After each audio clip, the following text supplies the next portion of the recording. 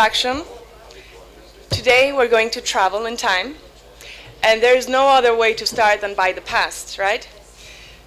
By the hands of Ignacio Martínez Mendizábal, we are going to go thousands years ago, to millions, to discover the essence of human beings. Dr. Martínez Mendizábal is a Spanish paleontologist, doctor in biology, and author of numerous articles in very prestigious scientific magazines. He's a member of one of the world's most famous archaeological sites, Atapuerca, which is located in Spain. He's currently a professor of paleontology area at the Alcalá de Henares University and coordinates the human development area of the Complutense University Health Institute Carlos III for the study of human evolution and behavior. Dr. Martínez Mendizábal is an expert public speaker. He's been giving many conferences at research centers and universities, but as well for private companies, where he has been talking about leadership, change management, creativity, and innovation. He will start this travel in the past with his presentation entitled, "To Know Where We Are Going, We Must First Know Who We Are." The floor is yours. Thank you very much. Thank you very much. Yes. Well, voy a hablar en castellano. Sí, agradezco mucho la oportunidad de poderme expresar en la lengua que me enseñó mi mamá. Porque como decía antes el señor que me ha precedido, en el uso de la palabra pues uno se siente más confortable, ¿no? Sobre todo cuando está entre amigos y amigas, que es lo primero que quiero decir. Estoy muy honrado y muy agradecido de que me hayáis traído a Lisboa, que siempre es un placer, y poder compartir la mañana. Bueno, pues como no me habéis traído para que hable de estas cosas, estaba tan contento y tan agradecido que he decidido poner la mejor diapositiva del mundo para empezar, que es esta. Seguramente nunca habéis visto una diapositiva mejor que esta en vuestra vida, porque es imposible, porque en esta diapositiva que veis está todo, o sea, no falta nada en esta diapositiva, porque ese puntito que veis ahí es el universo, todo el universo.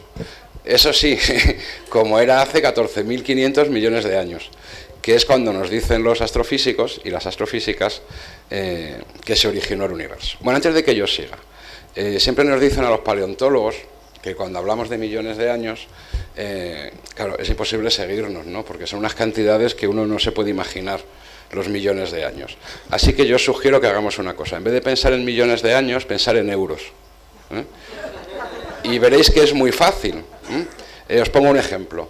Las pinturas de Altamira tienen 14.000 euros. Los neandertales tienen 200.000 euros. ¿A qué se ve la diferencia? Y yo voy a hablar de una historia que tiene 7 millones de euros. Y así uno se puede hacer una idea. Bueno, pues hace 14.500 millones de euros el universo era así. Era un universo que, claro, no era un buen sitio para irse de mudanza. Porque como todo el universo estaba en un punto, no había manera de montar las estanterías de la casa, ¿no? Pero tenía una ventaja. Era un universo en el que nunca pasaba nada. Es un lugar fantástico para jubilarse, ¿no? Si todavía siguiera. Pero ocurrió, sin saber muy bien por qué, que de pronto, pues al universo le dio por hacer esto. ¿La he apagado? Le dio por hacer esto. El universo explotó y se empezó a expandir. Ahora ya te podías mudar al universo. Ahora ya podías poner los muebles de la casa, ya había sitio. Pero desde entonces vivimos en un mundo en el que no dejan de pasar cosas. Esa es la naturaleza de nuestro universo. Está continuamente cambiando.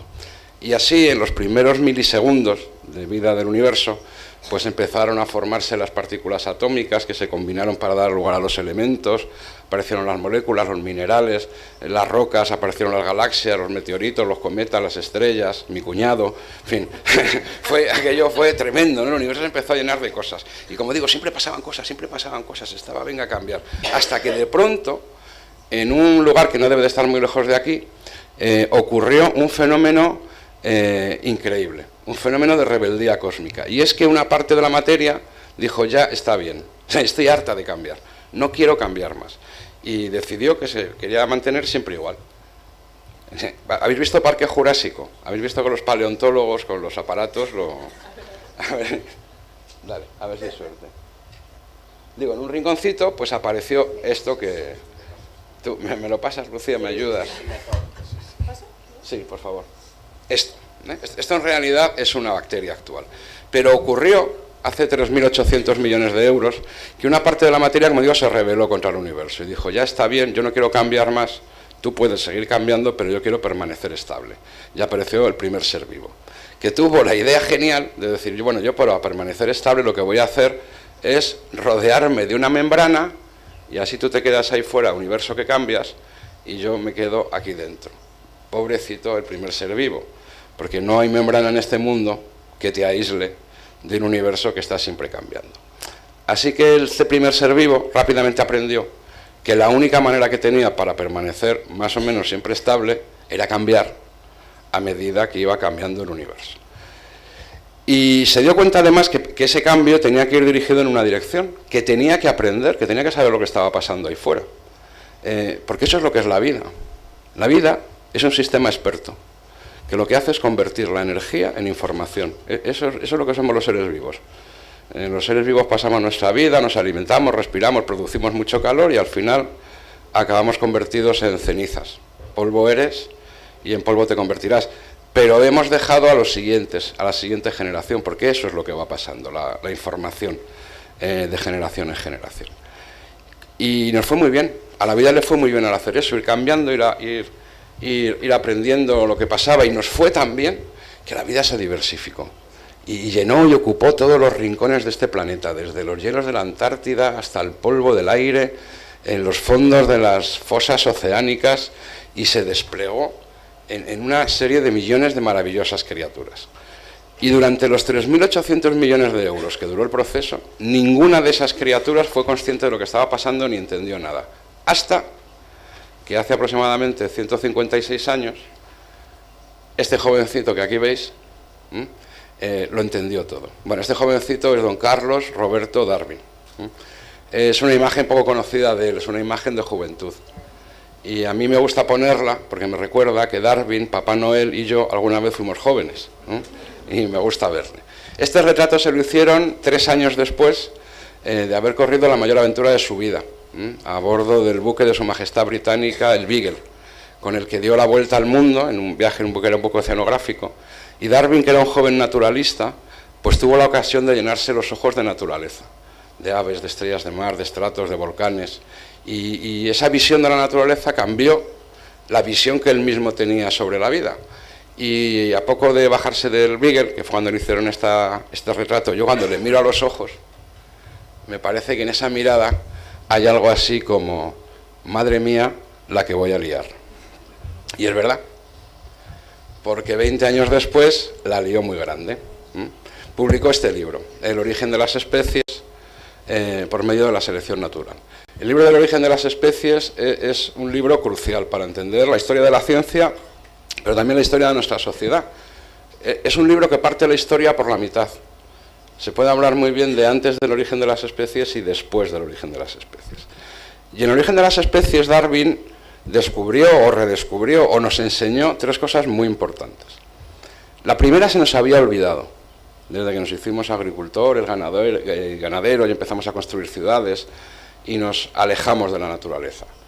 Y empezamos a pensar que éramos las dueñas y los dueños de este planeta. Se nos había olvidado que no es así, que es lo que somos las hijas y los hijos de este mundo.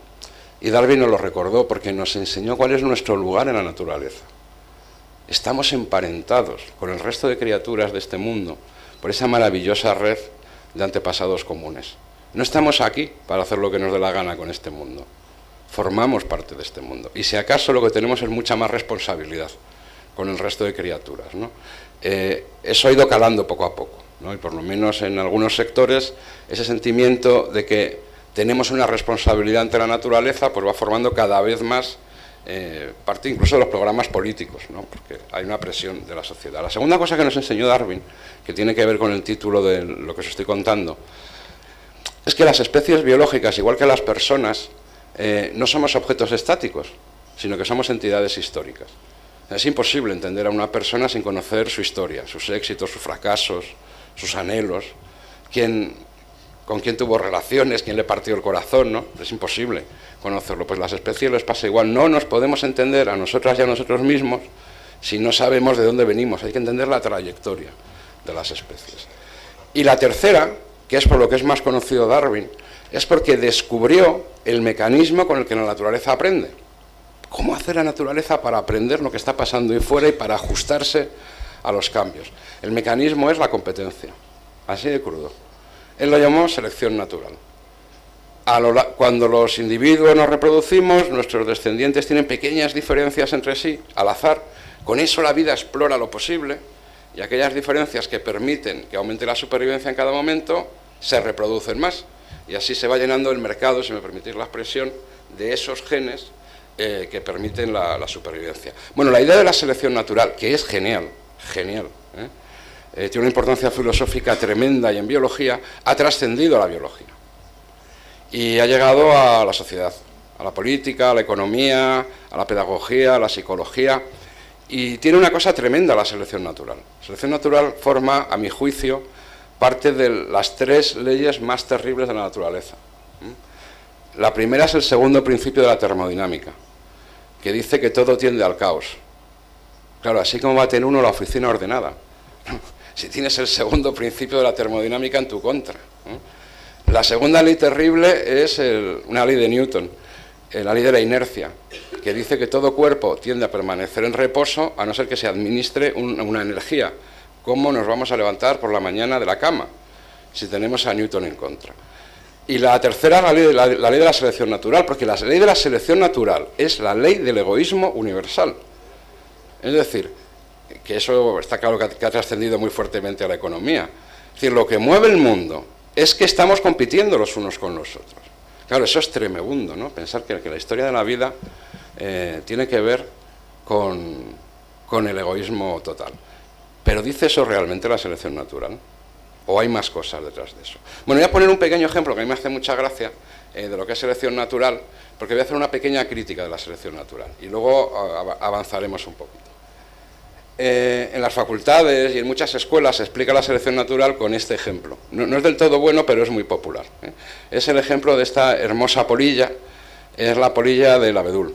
Su nombre científico es Biston betularia. Y es muy bonita, como veis, tiene así un diseño de color blanco con algunas manchas negras y tiene este color exactamente porque le va la vida en ello. Las Biston betularia se posan en las cortezas de los abedules, que justo tienen este patrón de color. Y así evitan que los pájaros las vean y se los coman. Pero de vez en cuando, por cuestiones de las mutaciones al azar, entre las Biston betularias aparecen individuos que son de color negro, se les llaman individuos melánicos.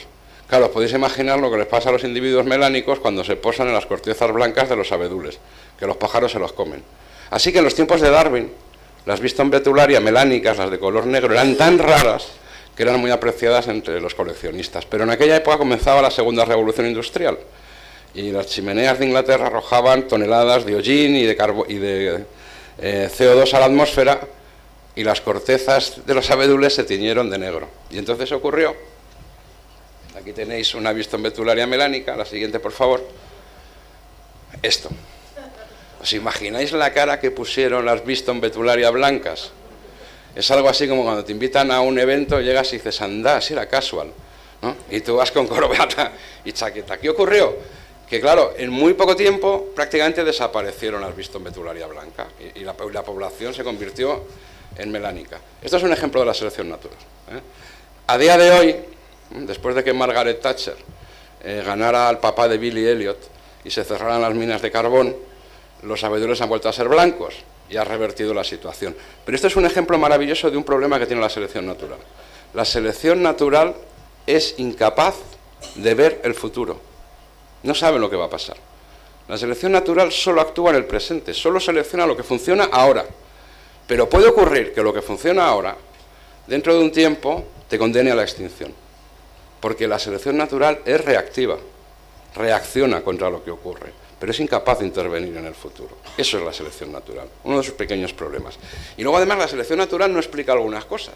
Por ejemplo, esto. ¿Para qué quieren los machos de pavo real tener un plumero en el culo? No les sirve para ser más rápidos, ni para subirse mejor a los árboles, no les sirve para sobrevivir. Claro, esto no se explica por selección natural. Así que el propio Darwin, que era un hombre muy inteligente, Muchos años después de escribir el origen de las especies, Tremedias había escrito muchos libros que son importantísimos. Pues ya siendo mayor y más sabio, ¿no?, ya teniendo esta pinta venerable, que le dan a uno las canas, pues escribió lo que para mí es su segunda gran obra. Aquí lo tenéis, se llama La ascendencia del hombre, yo creo que de la mujer también. Y fijaros qué listo era Darwin, fijaros qué subtítulo puso. La ascendencia de las personas y la selección en relación al sexo. Es que si tú pones sexo en la portada de tu libro, lo vendes, claro, como churro. Y más si pones debajo, con ilustraciones. Eso no es competencia legítima con los demás. Pero no os hagáis ilusiones que no va de eso. No va de eso. Sexo lo está utilizando en el sentido victoriano de la palabra, que es reproducción. Porque lo que Darwin se dio cuenta es que hay otra fuerza evolutiva que es equivalente a la selección natural, que la llamamos selección sexual, que es que no solo lo importante en la vida es sobrevivir, la selección natural es sobrevivir, es muy importante reproducirse, hasta el punto de que si yo tengo alguna característica que me hace sobrevivir menos, pero a cambio ligo mucho, pues puede resultar que me resulte rentable. Así que en realidad la evolución es la combinación de la fuerza que te permite tener mucha descendencia y sobrevivir mucho tiempo. Y entre las maneras que actúa la selección natural hay varias, pero hay una que se da mucho en los mamíferos, y es que en esas especies, chicos, lo siento, no pintamos nada. Porque las hembras eligen con quién se reproducen. Las hembras eligen a su pareja. Y claro, si a las hembras de una especie, por la manera en que está construido su sistema neuronal, les gusta más un macho que tiene un plumero en el culo que un macho que no lo tiene, pues os podéis imaginar cómo acabamos todos, claro. En esas especies los machos lo que intentamos es cantar, bailar, ser vistosos, para que nos vean, ¿no? Y claro, se va seleccionando y así se explica una cosa que para Darwin es muy importante y filosóficamente lo es.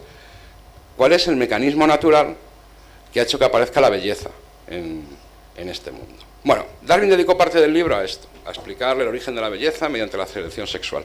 Pero la otra parte del libro tenía que ver con lo que dice el título. Ahí Darwin opinó realmente sobre la evolución de los seres humanos. Porque él no había dicho nada de la evolución humana en el origen de las especies. Aunque lo que trascendió al público es que Darwin dice que veníamos del mono.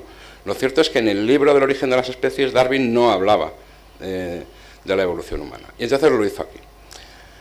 Y lo hizo aquí partiendo de una pregunta. ¿Cómo es posible que una criatura aparentemente tan débil, tan mal construida como lo somos los seres humanos, que no somos rápidos, que no somos fuertes, que no tenemos garras, que no tenemos colmillos, haya acabado ganando la Champions? Porque somos la especie dominante de este planeta. ¿Cómo es posible? Y entonces Darwin daba una respuesta que no hacía falta ser Darwin, esto cualquiera se le ocurre, porque los seres humanos tenemos dos cosas que son fundamentales. Una, nuestra gran capacidad tecnológica, somos capaces de inventar de todo, y claro, tú puedes ser un tigre de Bengala y estar con colmillos y garras, pero si viene alguien con un arco y unas flechas, estás muerto. Esa es una. Y la otra es nuestra extraordinaria capacidad de trabajar en equipo. En eso somos los campeones del mundo. No hay ninguna especie que ni se nos aproxime en lo que es capacidad de trabajar en equipo. Las sociedades humanas son extraordinarias y además un desafío a la biología evolutiva. Y seguramente estaréis pensando en las hormigas, en las abejas y en las termitas. Yo también las conozco, a las abejas, las hormigas y las termitas. Pero hay dos cosas que diferencian las sociedades de los insectos de las humanas. La primera es que los insectos son robots químicos. O sea, las hormigas hacen su comportamiento porque se producen feromonas que desencadenan en ellos comportamientos determinados. Son como mi aspiradora. Cuando le das a un botón arranca. Exactamente igual. Pero los seres humanos no. Es que los seres humanos somos autoconscientes. Es que los seres humanos somos conscientes de nuestros actos.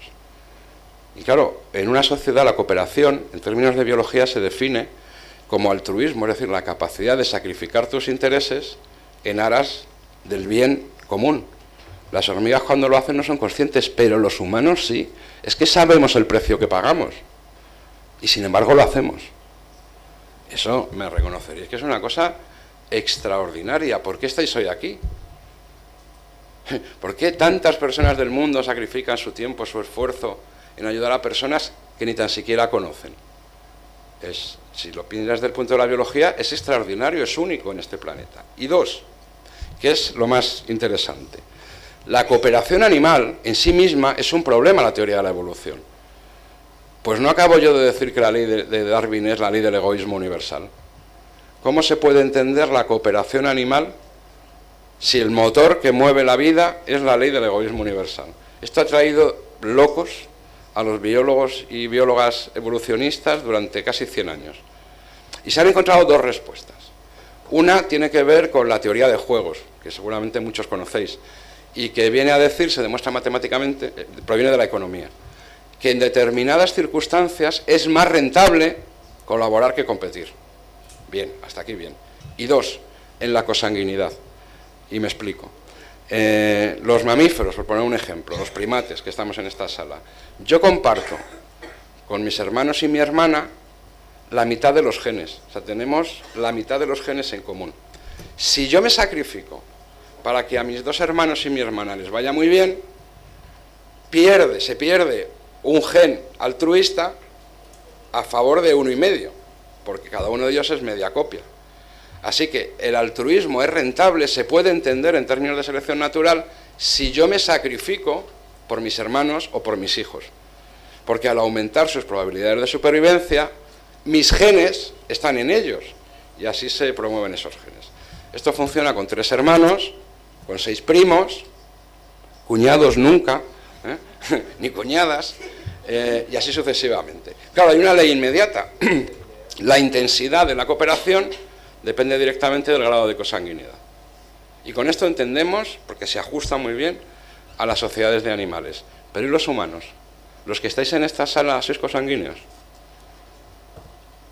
Entonces, ¿por qué colaboráis entre vosotros y entre vosotras? No deberíais. La colaboración humana se basa en la colaboración sacrificando los intereses propios en función de intereses del bien común de sociedades en las que no somos consanguíneos.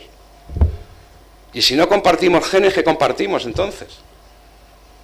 Es un desafío a la biología, es un desafío a la selección natural. Y claro, el padre de la selección natural se dio cuenta y propuso una solución a este problema. Pasó desapercibida, porque Darwin nunca, cuando escribía, decía: atención, he encontrado una solución, la voy a llamar. Él escribía. Y a día de hoy se ha recuperado en la vanguardia de la antropología evolutiva, se llama selección de grupo. Y luego, si queréis, podemos, y no me enrollo mucho, si eso me cortas, podemos discutir un poco sobre ello. Y funciona para aquellas especies como la humana, en la que la supervivencia y la reproducción, el éxito de una persona, no solo depende de tu éxito individual, sino del éxito de tu grupo. Ahora estamos viendo el Mundial. Hay jugadores que en sus equipos de fútbol no pasan el balón porque quieren ser botas de oro y cosas así, porque saben que lo importante es que les vaya bien a ellos, porque pueden pasar de equipo a equipo, no están comprometidos con el grupo. Pero que cuando juegan con sus selecciones, como no pueden cambiar de selección, pasan mucho más la pelota y son mucho más solidarios, porque lo que triunfa es la selección. Y si la selección no triunfa, a ti no te dan la bota de oro. En ese contexto, en el de competencia de grupo, Darwin pensaba que, y de hecho es así, que se entiende cómo aparece la extraordinaria cooperación humana. Y lo dejó escrito en un párrafo maravilloso. Lo voy a poner ahí en la diapositiva. Los que leéis el castellano con fluidez, no lo hagáis, por favor, que a mí me gusta leerlo en voz alta. Vale, me dan la vuelta, como os pille leyéndolo, me voy a dar la vuelta y si me permitís, yo lo leo. No, para atrás. Sí. A ver, así, pasa. Pasa, aquí. Decía Darwin, aquella tribu, o empresa, o equipo de fútbol, o lo que queráis, que contase con muchos miembros que en razón de poseer en alto grado el espíritu de patriotismo. Patriotismo es una palabra preciosa. Yo la traduzco como amor al bien común. Fidelidad, obediencia, valor y simpatía. Simpatía no lo está utilizando Darwin en el sentido que le damos en castellano, no sé en las demás lenguas. Castellano simpatía es me caes bien. En el sentido griego de la palabra simpatía es te quiero. Y Cuando el te quiero significa que estoy dispuesto a sacrificarme por ti, eso se llama amor. Así que lo voy a leer otra vez. Aquella tribu que contase con muchos miembros que en razón de poseer en alto grado el espíritu de amor al bien común, fidelidad, obediencia, valor y amor a los demás, estuviesen siempre dispuestos a ayudarse los unos a los otros y a sacrificarse a sí mismos por el bien común, claro está que prevalecería sobre las demás. Y esto sería selección natural. No lo digo yo que soy hippie, lo decía el inventor de la selección natural. Si os dejo un minuto para pensar, que no os lo voy a dejar, veréis que en realidad Darwin está hablando de dos cosas. Porque patriotismo, fidelidad, obediencia y valor son valores. Y amor es amor.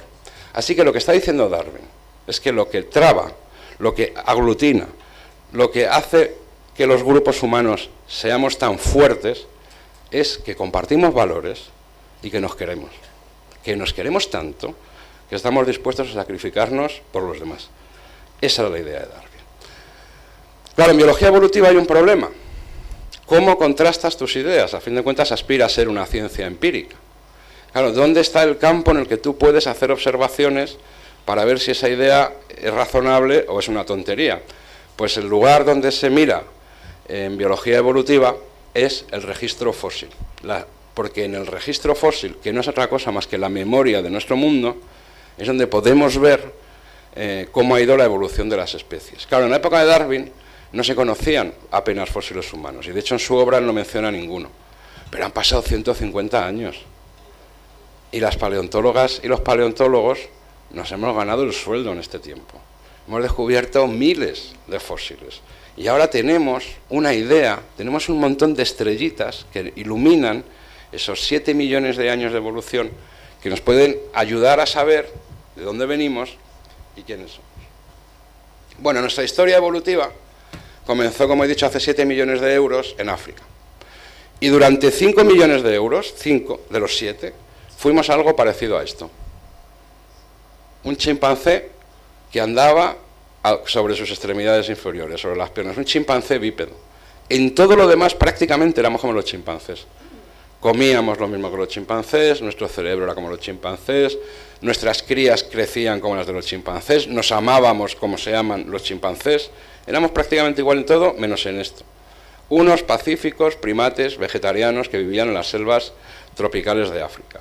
Pero hace aproximadamente 3 millones de euros ocurrió algo en el lugar en el que vivíamos, que era el este del continente africano, y es que hubo un cambio climático regional.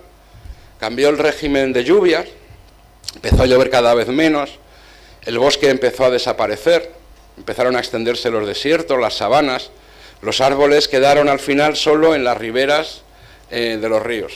Y ese cambio en la vegetación hizo que todos los homínidos, menos un linaje, se extinguieran. No se pudieron adaptar a ese cambio. Ese linaje es el nuestro, es el linaje de las personas, es el linaje del género Homo. Y este es uno de esos primeros humanos, un cráneo muy famoso en mi disciplina, que aparecimos en el filo de los 2,5 millones de euros, los primeros humanos. ¿Qué fue lo que nos salvó? Pues lo que nos salvó fue algo que no había ocurrido nunca en los 3.800 millones de euros de historia de la vida. No nos salvamos porque hubiera una mutación en nuestros genes, nos salvamos porque un individuo tuvo una idea. Eso fue lo que nos salvó, porque esa idea no está en nuestros genes. Los humanos no nacemos sabiendo hacer tecnología, nos la tienen que enseñar. Esta idea nos la vamos transmitiendo de generación en generación desde entonces. Mirad, una idea es algo tan maravilloso, estamos tan acostumbrados a tener ideas que no somos conscientes, pero es como un acto de magia. Porque una idea es que aquí dentro ves algo que no has visto nunca. Se te ocurre algo nuevo.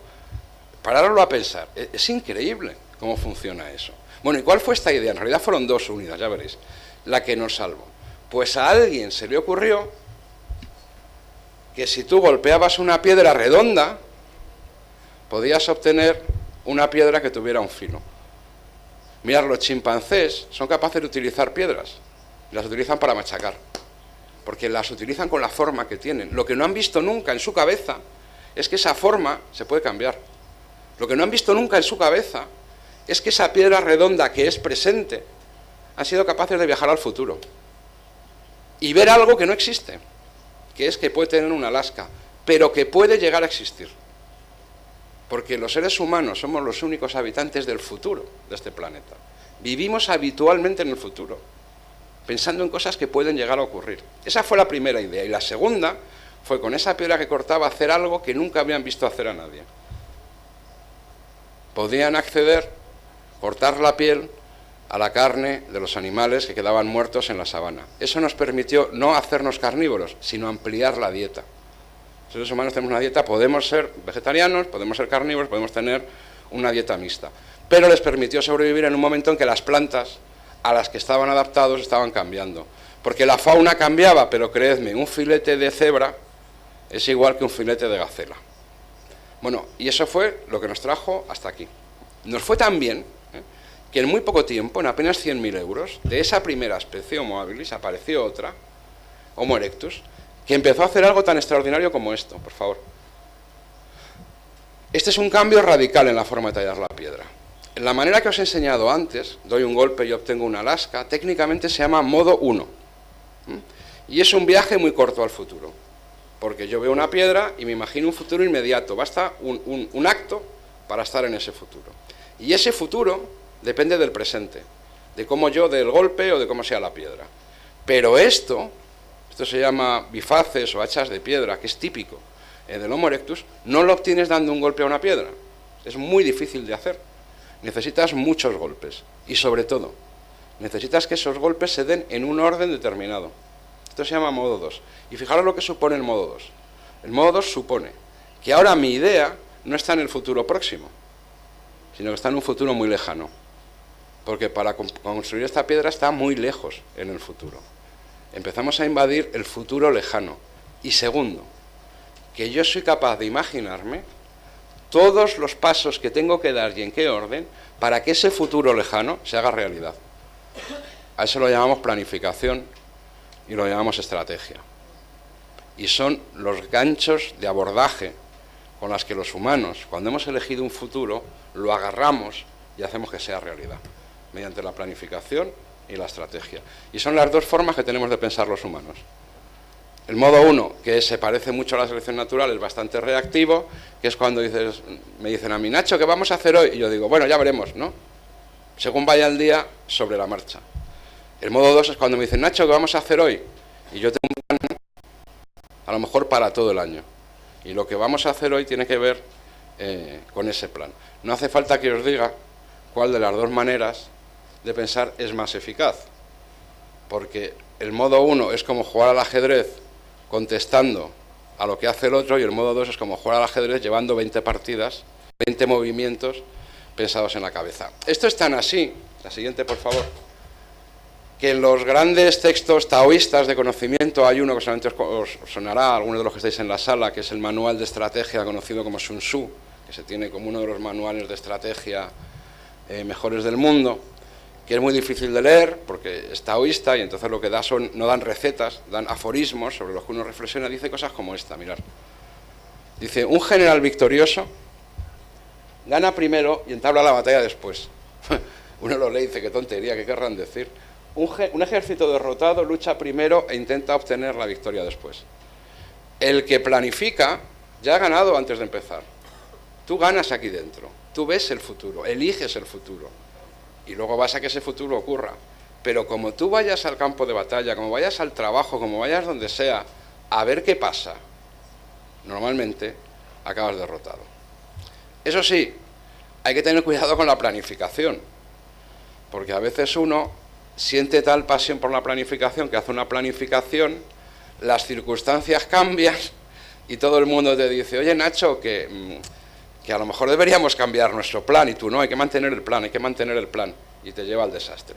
Así que yo, a mi juicio, lo mejor de estas cosas, hay que acudir a una fuente de sabiduría aún más profunda que los manuales taoístas, que son las películas del oeste.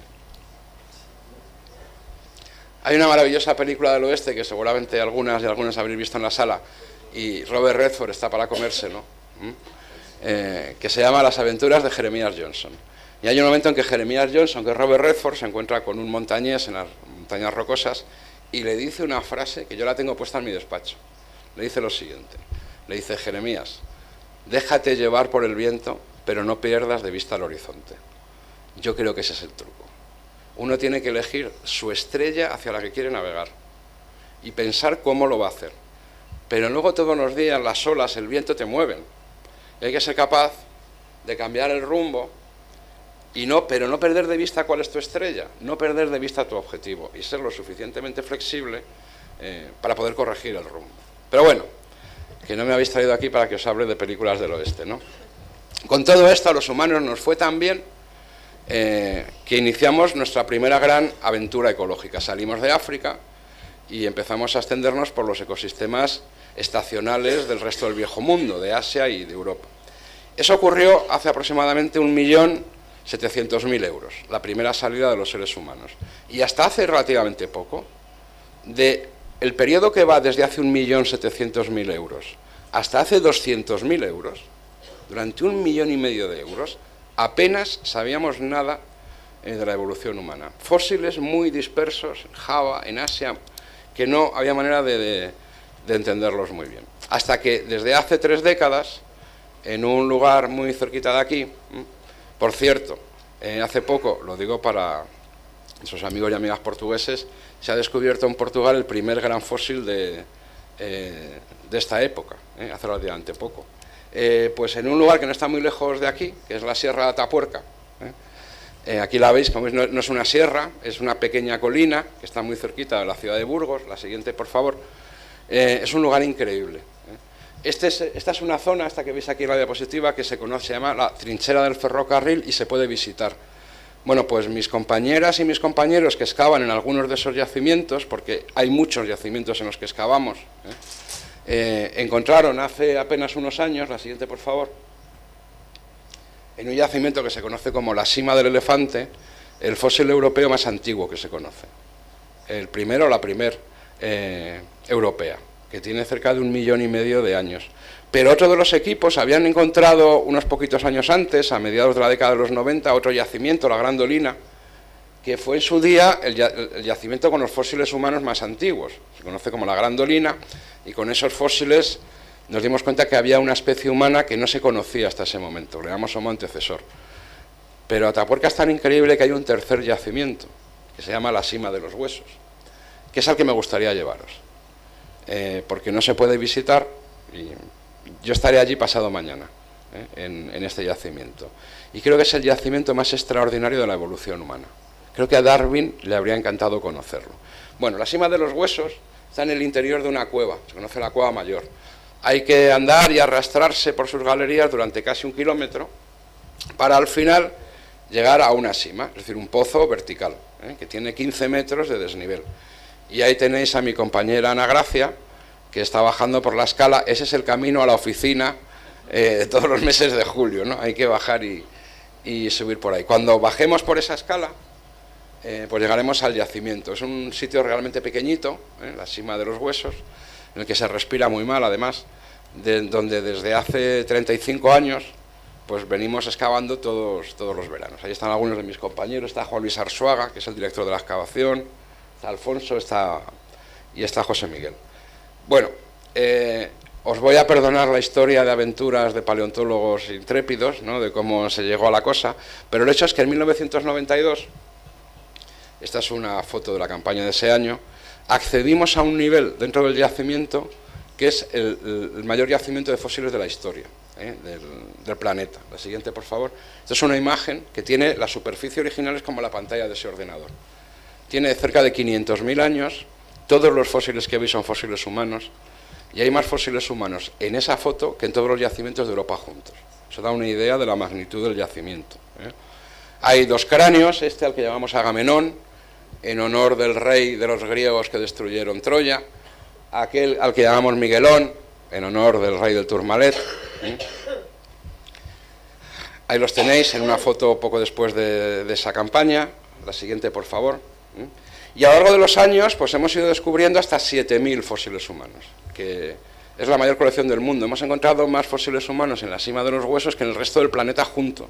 los yacimientos. Es una fuente de conocimiento extraordinaria, pues que permite, ahora mismo formamos ya un equipo internacional, tenemos nuestra propia red con distintos especialistas que abordan distintos problemas. Pero hay algunos fósiles, hay algunos casos que son maravillosos. Mirad, esto corresponde al año 2001, ¿eh? Y es un año en que encontramos otro cráneo más o menos completo. Fue un año muy emocionante. Cuando aparece un cráneo más o menos completo, imaginaros la emoción que sentimos. Cuando extrajimos ese cráneo, la siguiente, por favor, aquí lo tenéis visto de frente, aquí lo veis en el perfil izquierdo, aquí lo está visto desde arriba y aquí está visto desde la base del cráneo. Corresponde a una niña que murió, tenía aproximadamente 12 años.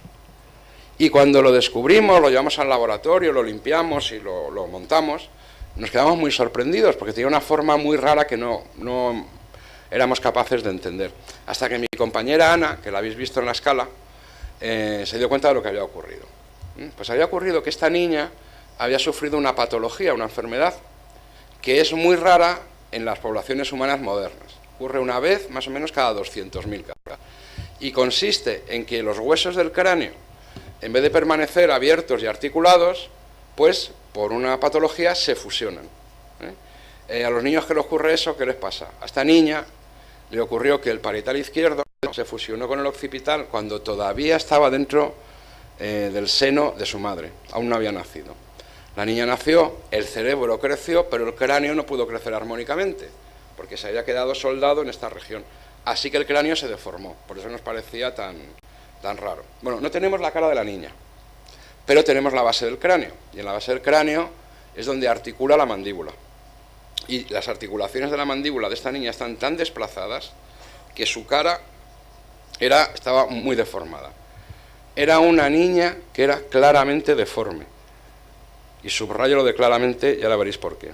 Más aún, cuando estudiamos la superficie interna del cráneo, que refleja la superficie del encéfalo, hay un punto, la siguiente por favor, en el que se observa una lesión severa. Claro, el cerebro se había aplastado literalmente contra el cráneo al empujar y se había lesionado. Y eso casi seguro derivó en que la niña sufrió un retraso psicomotor severo. Así que esta niña era patentemente deforme y era la más lenta del grupo, física y psicológicamente. Pero esta niña vivía hasta los 12 años. ¿Sabéis lo que hacen los animales cuando se dan cuenta de que un cachorro, si me permitís la expresión, no les ha salido bien? Lo desechan. Se llama selección natural. Nadie invierte energía y recursos en un cachorro que no se va a poder reproducir a su vez. Solo hay una especie que no hace eso, es la especie humana. Esto fue lo que ocurrió hace casi 500.000 años en la cima de los huesos. Esta niña no fue rechazada por el resto del grupo. No solo no fue rechazada, no habría sobrevivido si no hubiera recibido más cariño y más cuidados que el resto de los niños. Tenemos hasta 7 niños de esta edad que son normales. Es la historia más hermosa, yo creo, del registro fósil mundial. Porque yo jamás pensé que vería el amor fosilizado. Esto es amor fosilizado. Esto le habría encantado a Darwin. Y nos dice que desde hace 500.000 años al menos, los seres humanos ya decidimos que nadie se queda atrás.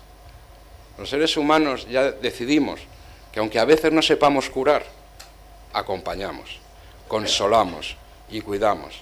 Aunque el que tengamos enfrente sea diferente, aunque no sea como los demás, le queremos, le aceptamos y vamos todos juntos. Insisto, creo que es la historia más hermosa que yo conozco de la evolución humana. A esta niña le pusimos un nombre, la llamamos Benjamina, que en hebreo quiere decir la más querida, la favorita, la que se sienta a la derecha. Y hay otro cráneo extraordinario en la cima de los huesos, que es este, el cráneo 17, que permitió a 2 de las jóvenes investigadoras, y subrayo la A con mucho orgullo de nuestro equipo,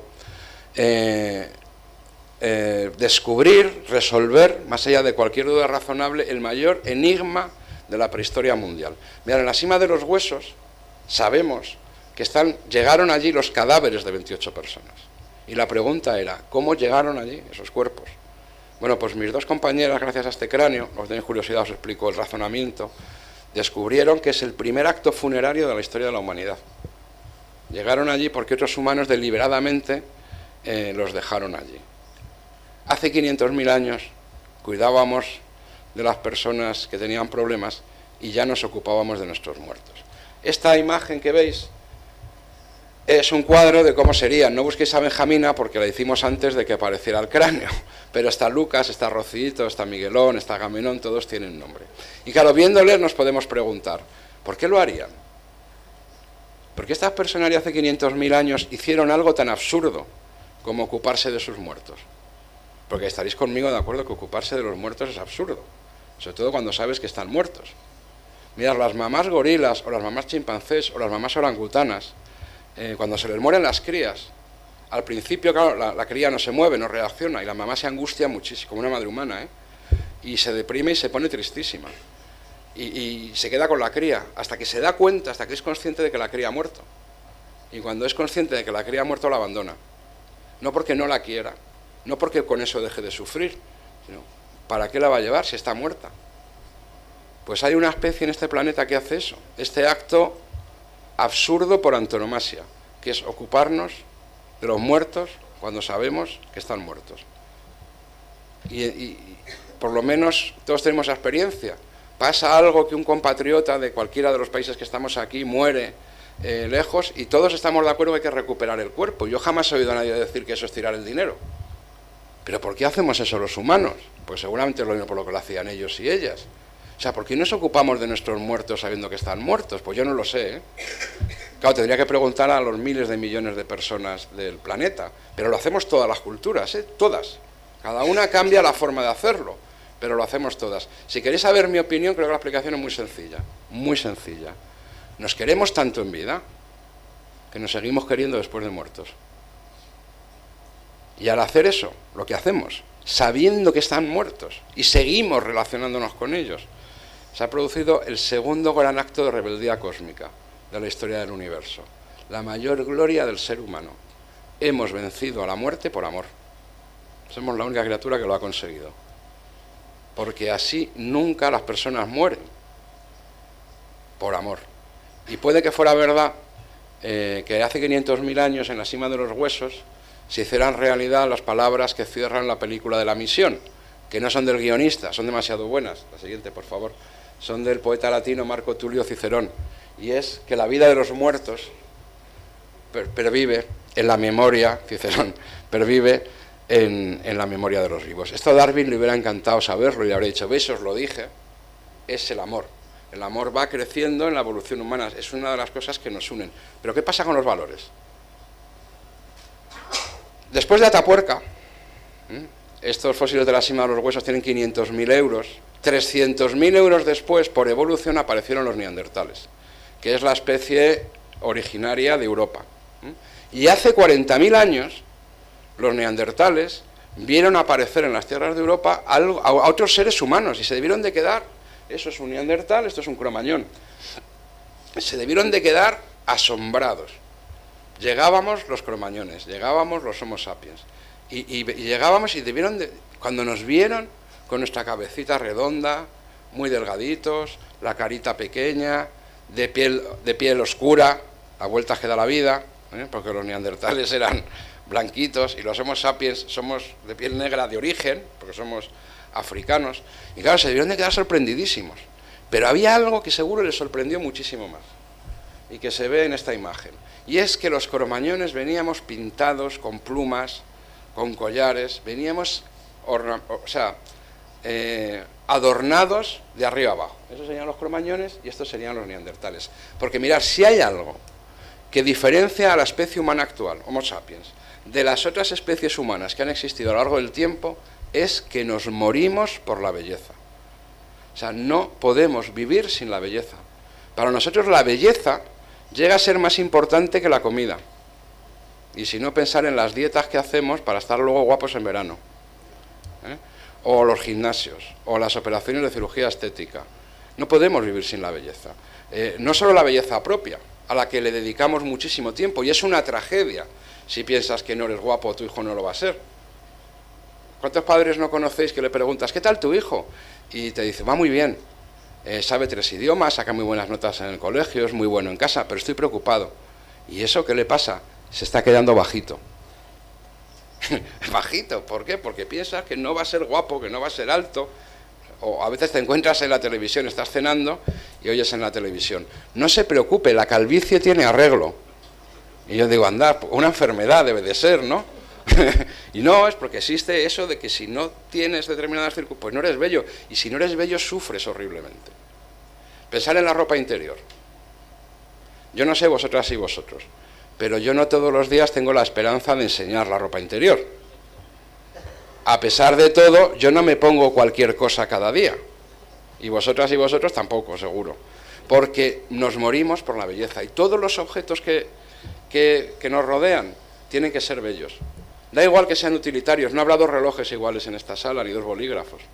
Lo compramos porque nos parecen bonitos. Somos esclavos de la belleza. Y eso es así desde que el Homo sapiens es Homo sapiens. Aparecen en el registro arqueológico, pues esto, cuentas de collar, pigmentos. La siguiente, por favor. Fijaros esa maravillosa Venus. Tiene cerca de 40.000 años, procede de la región del Jura, en Alemania. ¿Os dais cuenta que la modelo iba peinada? Es increíble, la coquetería forma parte, ¿no?, del ser humano. Ya han pasado 40.000 años, la siguiente, y la siguiente, y la siguiente, y seguimos siendo iguales. Da igual la cultura, da igual el sexo, da igual el género. Queremos estar guapos, nos adornamos, nos adornamos. Esto es importantísimo entenderlo, porque esa pasión por la belleza externa, a la que yo llamo estética, se corresponde con que nos pasa lo mismo hacia nuestro mundo mental. Las personas tenemos un riquísimo mundo mental, que está lleno de ideas y de cosas. Y de la misma manera que uno se enamora de un coche, o se enamora de una mujer o de un hombre por su belleza, nosotros nos enamoramos de las ideas, porque hay ideas que nos parecen más bellas que otras. Como a las pavas del pavo real, hay machos que les parecen más hermosos que otros. Y esas ideas de las que nos enamoramos, porque nos parecen bellas, son las ideas por las que damos la vida. Son las ideas por las que merece vivir, la pena vivir. Esas ideas las llamamos valores. Esas son las ideas que compartimos. Porque al final lo que formamos los humanos son grupos en los que estamos dispuestos a sacrificarnos por aquellos que comparten nuestros mismos valores, nuestras mismas ideas, que adquirimos por un proceso de enamoramiento. Esto es lo que yo pienso. Yo no tengo ninguna de mis ideas que son importantes para mí, las he adquirido comparando religiones o comparando filosofías. No lo sé. Bueno, para que os hagáis una idea, quizá los que no seáis españoles no entendáis lo que voy a decir, pero yo soy del Atlético de Madrid. Y en mi país hay una broma que es: papá, ¿por qué somos del Atleti? Porque es un equipo que siempre pierde. Y luego en todos los países es algo igual. Y sin embargo hay gente que somos del Atleti. ¿Cómo es posible? Porque te enamoras como un tonto de todos esos valores. Y entonces ocurrió algo en la evolución humana, hace aproximadamente 40.000 años. ¿Qué es esto? Los seres humanos descubrimos una tecnología, la llamamos arte, pero es una tecnología, que los que pintaban en las cavernas de Altamira o del sur de Francia hace 40.000 años, inventaron la tecnología de la comunicación. O sea, eso es el PowerPoint, eso es la pizarra, que consiste exactamente en esto, en que gracias a eso yo puedo hacer transparente mi mente para que la veáis. Yo os puedo enseñar lo que está dentro de mi cabeza. Y cuando eso ocurrió, esas ideas de las que uno estaba enamorado, que no existen, porque un perro no puede oler la paz, la justicia no se puede poner en una balanza, el amor no se puede medir con un metro, la patria no se puede tocar. Son ideas que no existen, están aquí dentro. Pero cuando empezamos a poderlas enseñar y compartirlas con los demás, de verdad los valores pasaron a este mundo. Entonces empezaron a existir. Y si lo hicimos, y si éramos capaces de hacerlo en un formato bello, imaginaos el poder que tienen las ideas bellas dibujadas con belleza. Mirad, a eso yo lo llamo poesía. Y lo tenemos todos los seres humanos, sentimiento poético. Sentimiento poético es la capacidad de, en un objeto, pensar que representa una idea. La capacidad de unir las cosas a las ideas. Todos los seres humanos de este mundo tenemos sentimiento poético. De la misma manera que todos los seres humanos de este mundo venimos a este mundo con la capacidad de aprender un idioma. Y luego cada cultura nos dice qué idioma aprenderemos. Cada cultura nos dota de una poesía a cada uno de las personas que formamos parte. Y si uno quiere entender a los demás, lo primero que tiene que hacer es entender su poesía. Porque la poesía es la manera con la que las personas nos comunicamos de corazón a corazón los valores. Y cuando eso funciona, formamos grupos enormes, que son imbatibles, porque todos los corazones están alineados y las mentes están alineadas. Imaginaros que los que pintaban bisontes en Altamira no estaban pintando bisontes. Y se estaban pintando una idea. Imaginaos que la idea fuera nosotros.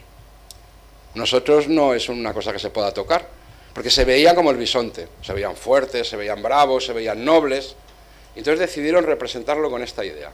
Claro, a partir de ese momento tú puedes viajar kilómetros, llegar a ver a alguien que no es de tu familia, pero si tiene el bisonte, es de los tuyos, porque además ese bisonte que está en la pared es el bisonte de mi padre y de mi abuelo, y será el bisonte de mi hijo y de mi nieto, y las generaciones se traban, y se crea algo que es mucho mayor que todos nosotros. Pero bueno, a lo mejor estoy exagerando, ¿no? A lo mejor es una estupidez pensar que hay alguien que pueda representar la idea nosotros en un animal con cuernos, pero por lo menos en mi país pasan estas cosas. Una parte muy importante de mis compatriotas se reconocen en ese símbolo que podía haber estado pintado perfectamente en las cuevas de Altamira. La siguiente, por favor. Yo creo que en el mundo en el que vivimos, porque los seres humanos, nuestra evolución ya es la cultura lo importante, mucho más que la biología, funciona una cosa que es que las ideas son las que compiten ahora. Hay una competencia entre las ideas. Las ideas compiten por las mentes. Zeus se extinguió porque las mentes fueron ocupadas por otra idea que a la gente le parecía más hermosa, Jesucristo, que la fue ocupando, la fue desplazando. Y yo creo que existen dos leyes, quizá más porque no soy sociólogo, pero que lo que rige en la competencia entre los genes, la competencia biológica, rige también en la competencia cultural. Y creo que hay un fenómeno que es parecido a la selección natural. El siguiente, por favor, que es la selección natural de las ideas, que es la propagación de las ideas que son útiles. Aquellas ideas que nos permiten vivir mejor, pues evidentemente, ¿no? La informática, la brújula, en fin, pensad lo que queráis. Pero a los seres humanos hay una cosa que todavía casi nos importa más. Hay una selección sexual de las ideas, que es la propagación diferencial de las ideas útiles. Estas son por las que vivimos. Estas son por las que merece la pena levantarse de la cama. Si somos capaces de transmitirlas poéticamente, si somos capaces de entender la poesía de los demás, yo creo que entendemos gran parte del asunto. Y esta es mi imagen favorita de la evolución humana. Yo creo que estos somos las personas. Una criatura maravillosamente loca, que es capaz de hacer cosas poéticas que no valen para nada. Esto no vale para nada y es efímero, pero es poesía pura, es la poesía de un pueblo, que se la han sabido transmitir de corazón a corazón. Y cuando lo sentimos, somos felices haciéndolo juntos. Y trabajamos juntos y nos da igual estar abajo que estar arriba, da lo mismo. Formamos parte de esa idea hermosa y la estamos haciendo todos. Yo creo que esos somos. Hemos venido así y hemos llegado a ser esto. Para llegar a esto no hacía falta que hubieras traído un paleontólogo. Bastaría que os hubierais traído un poeta y habríamos acabado mucho antes. La siguiente, por favor. Y ahora ya, para terminar, claro, sería una estafa, ¿no? ¿De dónde venimos? ¿Quiénes somos? Si no dijera algo de qué pienso, al menos yo, de a dónde vamos. Y yo pienso que este es nuestro futuro. Esto lo veis aquí. No penséis que es que lo veo negro. Es que yo soy profesor. Y esto es una pizarra. Si me permitís el juego de palabras, diría que la pizarra está en blanco. Las personas, el futuro es nuestro legado. Somos las criaturas que nuestros antepasados han conquistado nuestro derecho al futuro. Somos los dueños y los responsables del futuro. Donde vayamos depende de lo que escribamos en esa pizarra. Y si no escribimos nada, también seremos responsables. Porque el futuro será lo que queramos que sea o lo que dejemos que pase. Yo creo que si somos capaces de escribir ideas hermosas que llegan al corazón de los demás y juntarlo, el futuro será mucho mejor. Pero claro, yo también veo las noticias. Y tengo a mi cuñado cerca y me dice que el mundo, que es que yo soy un hippie, ¿no? Que claro, con Nacho, esas cosas que dices están muy bien, pero el mundo está lleno de problemas, la superpoblación, la guerra, el hambre, lo que hemos visto, las adicciones, todo esto, mira, déjalo, ¿no? Y además, no te has leído a Darwin, no has oído que la vida es egoísmo. Y claro, uno se deprime porque, efectivamente, ahí, te llega siempre ese mensaje, que seguro que os ha llegado. Eres un iluso, eres un soñador, eres un hippie, y una vez se deprime, ¿no? Pero luego sales a la calle todos los días y te encuentras con personas tan maravillosas que en sus pequeñas cositas, ¿verdad?, ayudan a los demás, son amables, hacen algo por los demás, que dices, hombre, te pones mucho más contento. Y a veces encuentras que esas personas son capaces de organizarse y de quererse y de trabajar y de seguir haciendo cosas. Y al final dices, ¿y si es posible? ¿No? ¿Y si es posible que algún día, entre todas y todos, consigamos que el mundo sea mejor?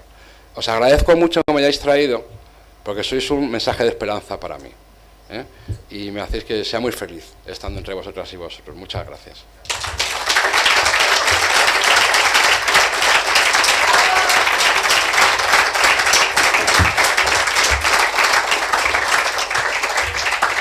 Bueno, Ignacio, muchísimas gracias por llevarnos en este fascinante viaje al pasado, a los millones de años o millones de euros. Como quería referirme, estoy segura de que todos nos quedamos con ideas que nos va a costar tiempo digerir y con conceptos tan bonitos que también has explicado, como la belleza, el amor, las ideas. Así que bueno, tenemos un poquito de tiempo, abro el público para preguntas, que seguro que hay muchos, no hay mucho tiempo, pero bueno. La palabra es vuestra. ¿Quién tiene?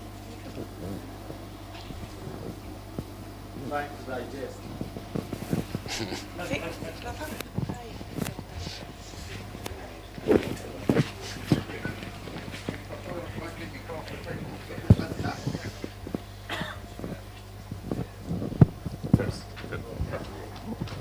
Thank you very much. I'm Liderato Bautista, originally from Philippines, but now in New York. Where is competition in the scheme of things? Is competition a subversion of that poetry? Yes. Bueno, voy a hablar en castellano. Competition es la competencia que he comentado, selección natural, y efectivamente no ha desaparecido la competencia. Yo creo que el truco es, hay una cosa que yo no he contado, porque seguro que me la ibais a preguntar y la voy a contar ahora. La competencia entre grupos que ha hecho que aparezcan los valores y el amor tiene una consecuencia terrible, y es que entre los grupos humanos se establece una competencia feroz y aparecen las guerras y aparecen muchas cosas. Entonces, una cosa trae la otra. El amor dentro del grupo, estas relaciones tan fuertes que establecemos dentro de los grupos, trae la competencia feroz entre los grupos. Pero hay una esperanza, porque como todos tenemos ese sentimiento poético, si nosotros somos, esto que voy a decir no es nuevo, lo sabe todo el mundo que tenga un mínimo conocimiento de educación para la paz, si nosotros somos capaces que los mecanismos de amor que actúan dentro del grupo los extendemos a los demás grupos, porque educamos a los niños y aprendemos que también son como nosotros, si nos conocemos, estos mecanismos de amor empiezan a actuar y son más fuertes que los de enfrentamiento. Así que el truco, el futuro, es conseguir que toda la humanidad nos veamos como miembros del mismo grupo. Con el desafío añadido, que estaba muy bien en la hipótesis, en la teoría, en la metáfora de la constelación, de no perder diversidad. Que podamos seguir siendo diferentes y en lo esencial trabajemos para que todos veamos que somos hermanos. Y el día que se ocurra estos mecanismos de los que yo hablo, que funcionan dentro de los grupos, conseguiremos que sean universales. Eso es lo que yo escribo en mi pizarra. Esa es mi apuesta. Y entonces habremos vencido la competición. La competición, la competitividad habría dado lugar a un mecanismo, la selección de grupos, que habría generado un mecanismo con un ser consciente que es capaz de tomar una decisión. Utilizar esos mecanismos para acabar con la competición. Ese es lo que yo escribiría en la pizarra.